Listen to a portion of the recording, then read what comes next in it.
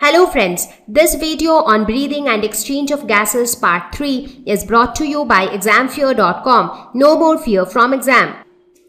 So now we are going to talk about how the process of respiration takes place in different organisms. Now when I say different organisms, I mean now respiration as a process is common to all living organisms, whether you talk about plants or well as animals.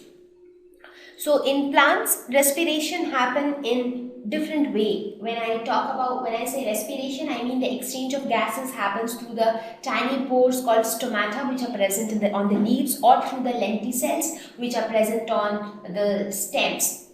The lenticels, stomata, root hairs, they are the means of gaseous exchange. Whereas in case of animals, again, in animals you have a variety of animals. You might have insects, you might have the aquatic animals, you might have birds, you might have complicated animals like human beings.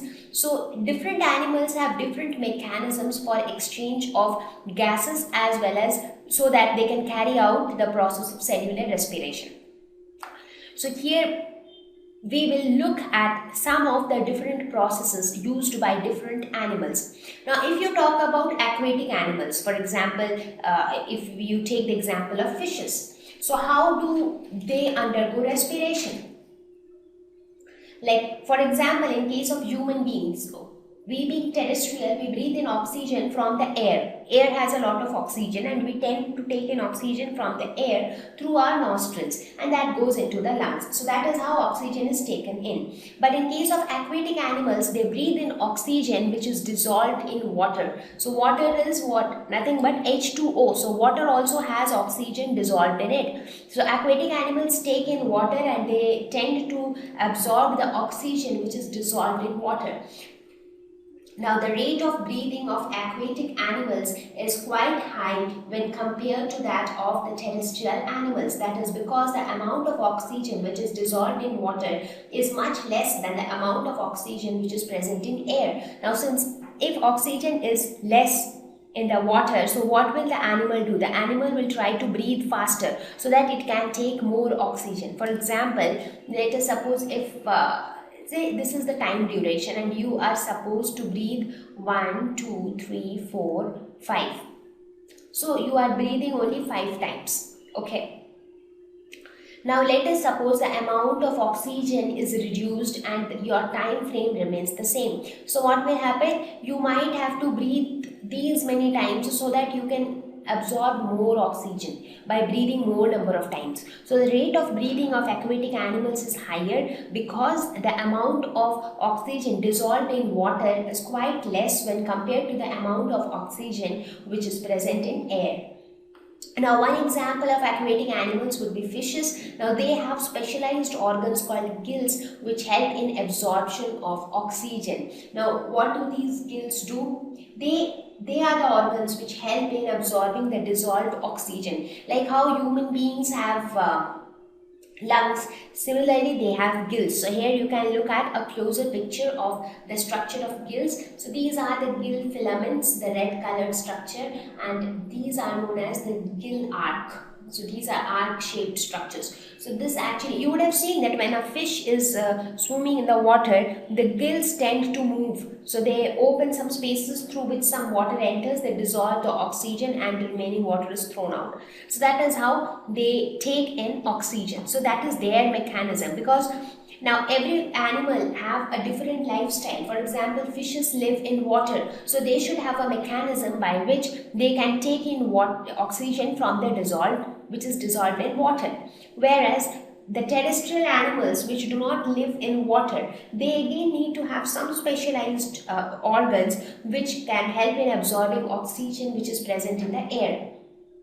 So terrestrial organisms use the oxygen in atmosphere for respiration. So that is fine. Now the question is, how do they take in that oxygen? So do all terrestrial animals have specialized organs to absorb oxygen? So that is what we have to see. Now, specialized organs for oxygen absorption are present in many, but not all. Now, for some of the animals, like for example, their body surface or their skin, they act as the organ for oxygen absorption. They do not have any special organ for this purpose.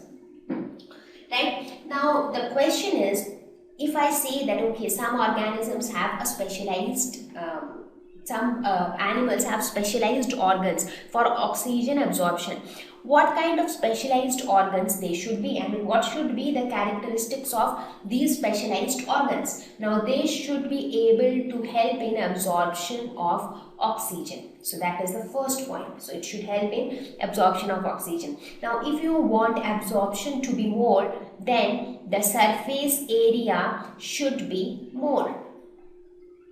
Right? Because anyways we know that wherever you want more absorption, the effective surface area should be more. So that is one requirement. The second requirement is that since we want, when we say absorption of oxygen, we mean to say that oxygen should come inside and at the same time carbon dioxide should also go outside. So basically we want exchange of gases to take place across the specialized organ, right? So this should be placed inside the body, well protected. So if you are actually having a specialized organ, a critical exchange of gases is taking place. So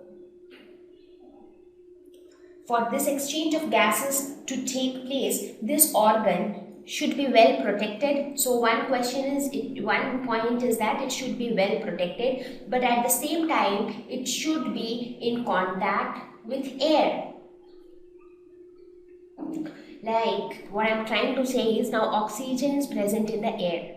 Now whichever organism has a specialized organ for respiration, that organ has to be in contact with air. Only then it will be able to take in oxygen present in air. But at the same time, since that organ is actually involved in the exchange of gases, so that is a very critical organ, so it should also be well protected inside the body. So both of these need to be taken care of. It should be well protected, I mean it should not be very much exposed on the surface. At the same time it should be in contact with air. So for that purpose, what is the solution? There can be a tube-like structure which can connect this organ to the air. For example, this is the specialized organ, and if you have a tube-like structure like this, and then this can be in contact with the air. So this organ is in contact with air through this tube. At the same time, the organ is well protected inside the body. So with all these, you might be understanding why is the construction of lungs like that. So the lungs are also constructed in such a way that lungs are well protected inside our body. At the same time, they are connected out to the atmosphere through the nostrils. Now, how the nostril is connected to the lungs, that we will see when we talk about the human respiratory system. So here I am just telling you what are the characteristics that should be present in any specialized organ for respiration in an animal. And also the respiratory surface, the surface through which this absorption is taking place, that respiratory surface should be permeable. That is, it should allow gases to pass through it, because that is our main purpose, that oxygen should be able to go in, carbon dioxide should be able to come out. So it has to be permeable to the gases. And it would be better if it is thin, because if it is thin, exchange of gases becomes easier. So the gases need to cross a thin membrane. But if the membrane itself is very thick, so again that is going to consume time, and that is going to consume a lot of effort. So surface through which gaseous exchange occurs is known as the respiratory surface. So when you talk about respiratory surface, these are some of the desired characteristics of respiratory surface, that they should be thin and they should be permeable to gases. So these are some of the points that should be kept in mind when you look at the specialized organs for oxygen absorption in different terrestrial animals. So now let us quickly see how different terrestrial animals respire. So let's talk about the unicellular organisms like an amoeba, or if you talk about paramecium or hydra. So all these lower animals, they do not have any specific organs, or they do not have specialized organs for respiration. So in their case, the respiration occurs through their body surface. So their body surface itself is the respiratory surface. So their body surface must be having a very thin wall. Their membrane has to be thin for efficient gas exchange, and also they are permeable to gases. That is why their body surfaces are able to act as respiratory surfaces. Now if you talk about insects, now insects have another way of respiration. They have a system of tracheal tubes, which is often known as tracheal system.